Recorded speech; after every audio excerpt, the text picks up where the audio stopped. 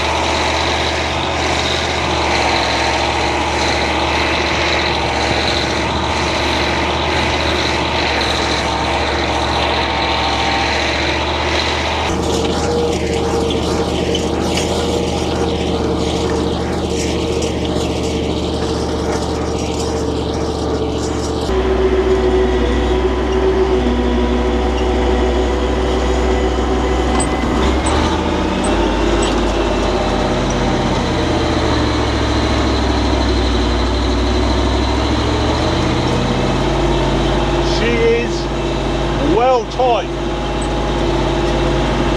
So we're on the go again. We ended up doing both the pipes under there because, you know, we've gone to the hassle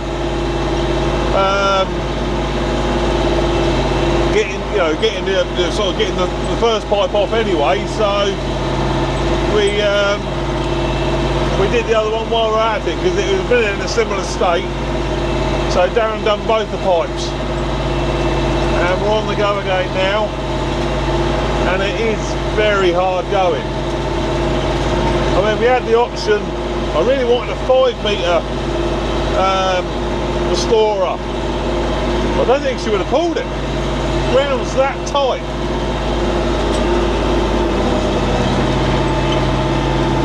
Here comes Liz. She's come to do some of the bit of outside filming.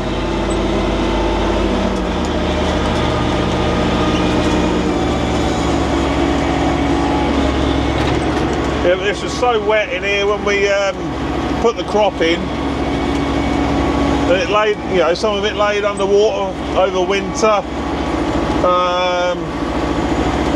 and all the rain we had last winter. So it's just, you know, it's just very tight, especially the headlands and tram lines, really tight. So yeah, more than 4 metre would have been too much, I reckon. Is this as we go through the thing?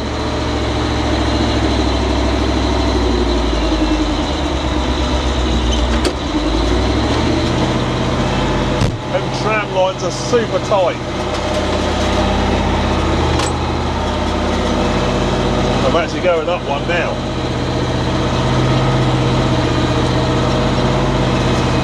But it's doing a fantastic job. When we set it up yesterday, we did put the 3.5 metre set of old Conskill discs on the back. It didn't really work very well. And also when, you know, yesterday when we were setting up, absolutely hammered it down. So we could only just really sort of get it set up. Couldn't really do any work with it because it rained that hard, that quickly that blooming door. That it was slick on top. I couldn't get enough traction.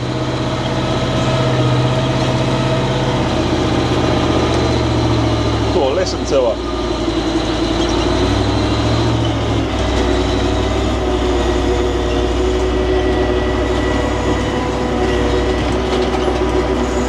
Slide into here.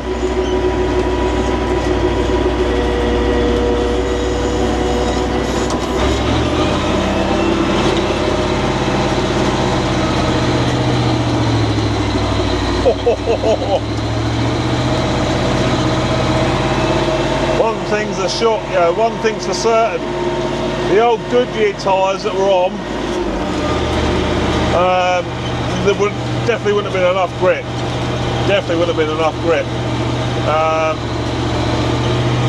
These CEATs are just, I'll say, just about perfect. You know, you don't want to eliminate wheel slip altogether because that just, you know, that's just going to put extra strain on transmission, final drives, all that sort of thing. But it's given enough grip that it's, you know, it's still kind to the machine. They really are gripping well.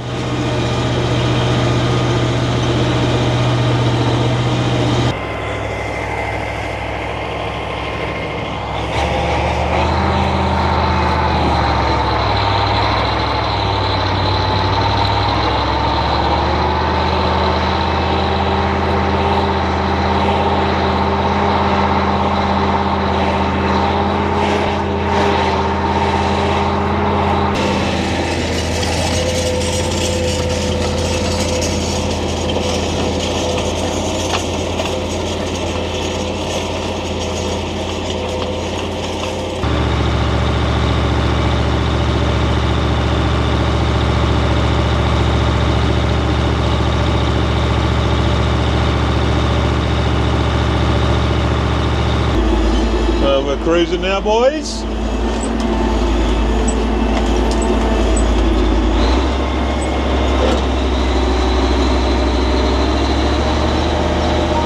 Auto steer engaged.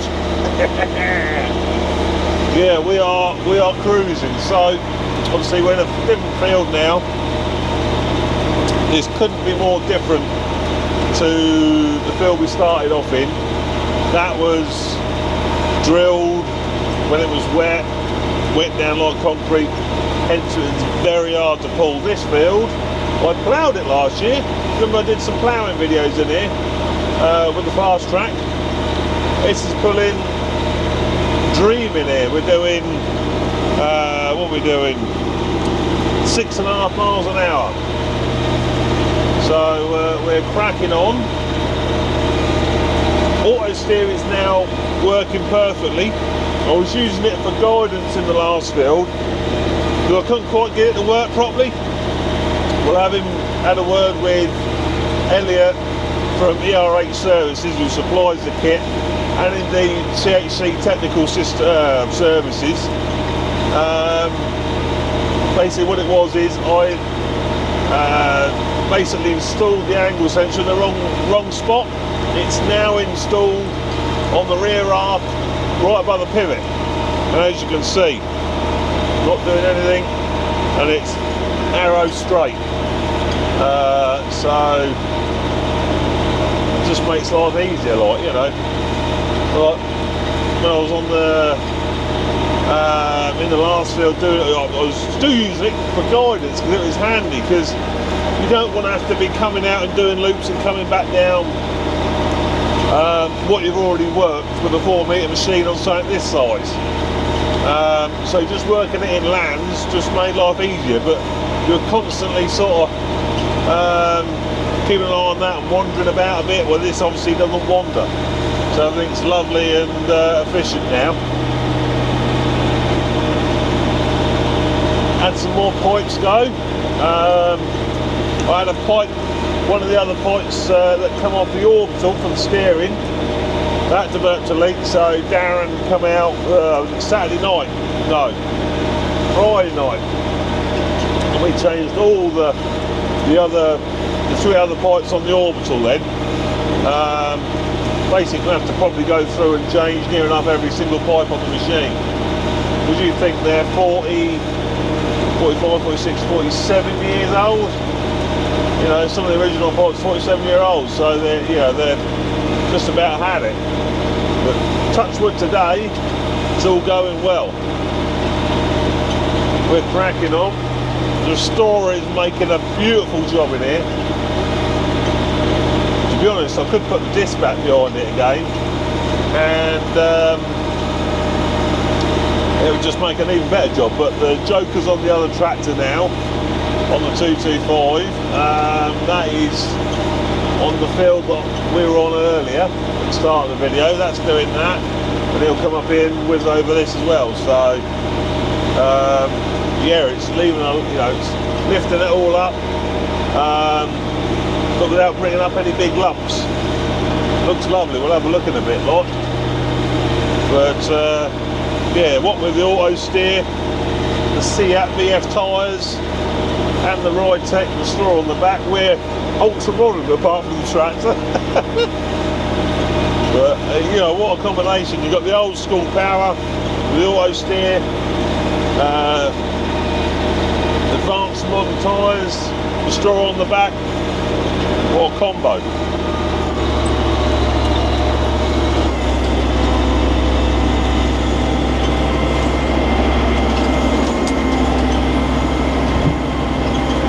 There you go, that's that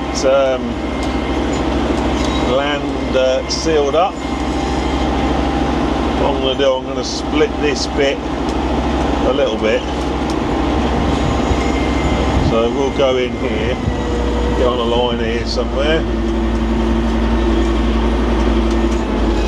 Yeah, I've overshot that one a bit.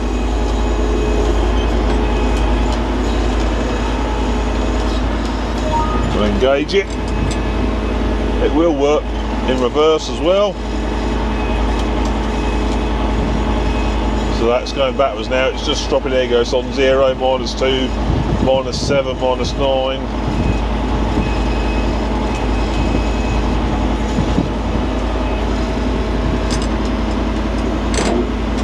Back in the third.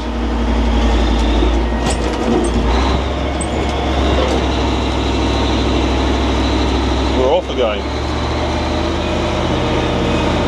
Yeah, so we're getting to this bit of short work now.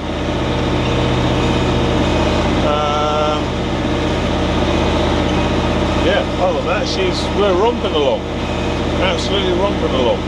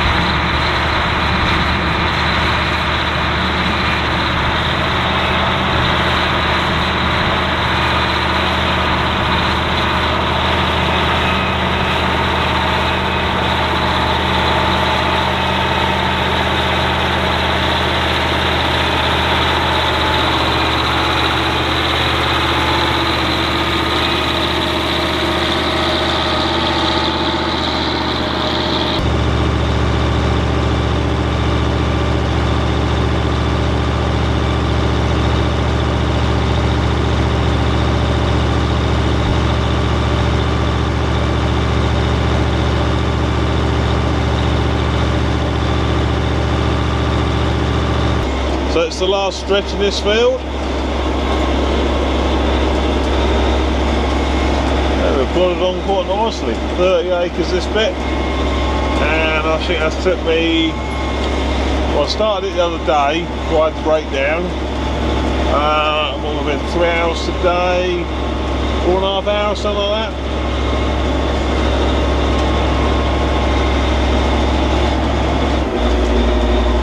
She does sound sweet, doesn't she?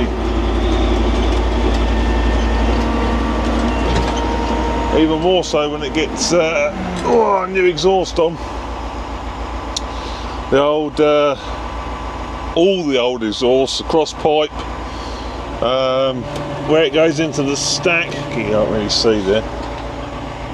Let me show you. It's all very, very thin.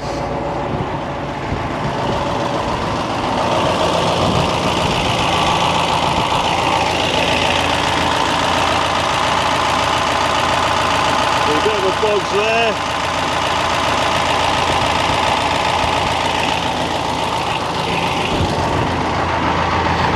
Bit of a buzz there just so it don't blow. Quite a big hole there actually. I did some a bit of pigeon poo on the old stack there yesterday where it goes into the side pipe. Just like fag paper thin, really, really thin. But needed to keep going until we're done. Then the whole thing can come off and a new one can get made. So.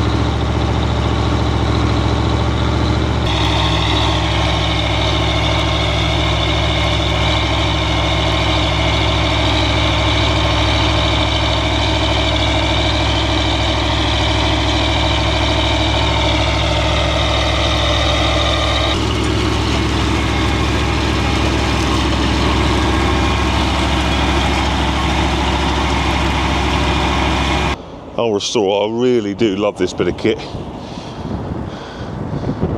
Suits the FW well. I don't think there's any point in going wider. And you may say, well, George, I mean, you've got a ruddy great Arctic there, 300 horsepower. You've only got a 4 metre cultivator on the back. Yes, but all depends what sort of field you're in. If I was in this type of field all the time, 6 metres all day long, no worries. But they're not always like this, are they? Like the field we started on, basically down the hill there, like, went in wet, got steamrollered, really, really tight. 4 metre was plenty, like. So, yeah, I'm thinking that is the one to go for. Whether, because you can get the ALD version, well, this is an ALD lot, but the version with the packer on the back, that obviously you can still take off and everything, like, but you still get the option of, like, I mean, what this wants is just a nice short 4 metre disc arrow behind, then be cooking. But that's the great thing about these restorers. So versatile. You can just run it like I am at the minute with nothing on the back, or a set of rolls, packer, set of discs, set of spring tines, whatever you want to do, and it is really well engineered.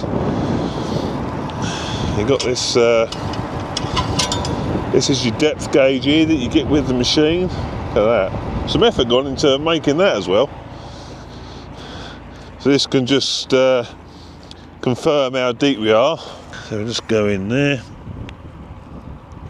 So that's how deep we are. So 250 mil.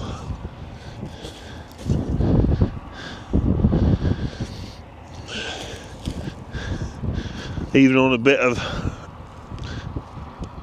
uncultivated, I can still get, you know, where a tine hasn't been, I can now go 175, 200. So yeah, lovely jubbly.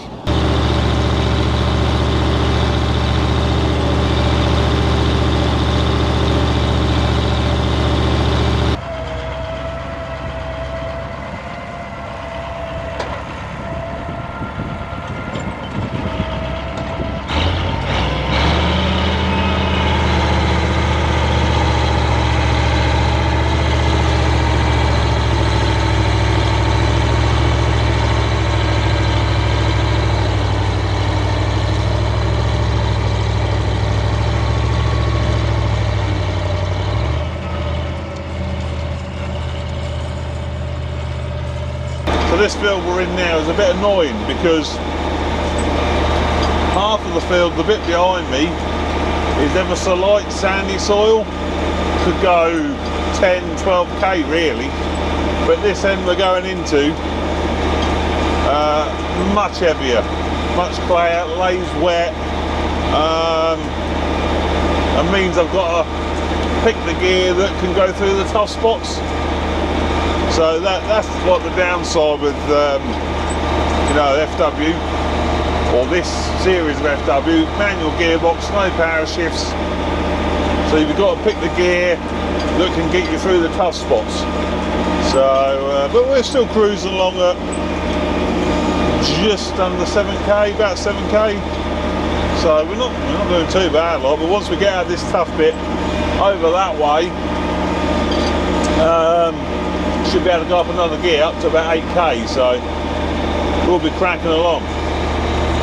But she does, you know, here you go, we're getting to the tough bit now that I have already been through this bit, just because it's, you know, last year it got all rutted and a lot of ruts and nasty bits, so I've sort of been through it to level it once already. But yeah, it does make the old FW bark a bit. Talking of barking, next week on the 10th of September it's NORMAC again. Now NORMAC is a massive working demonstration that me and Mucker went to 2 years ago. It's every 2 years.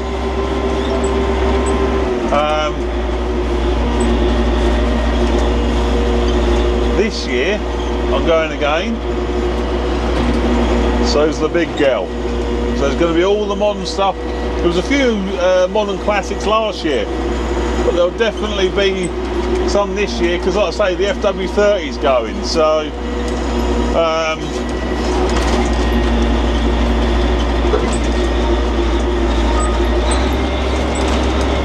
I'm going to have not this restorer on the back, but another 4 metre restorer, well, an ALD. So basically what I've got on the back, but with the packer as well. That's what I'm going to be demonstrating, believe it or not.